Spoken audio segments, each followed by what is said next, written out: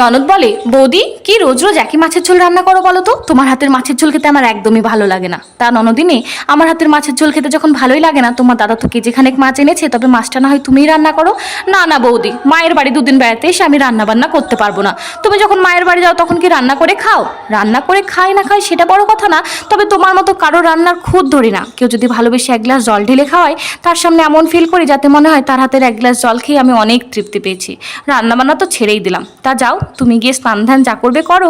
দেখছি যদি তোমার রুচির মতো মাছ রান্না করতে পারি তবে না হয় খেতে ডাকবো, না ডাকলে ভাবে রান্না ভালো হয়নি, ডাল দিয়েই না হয় খেয়ে নিও।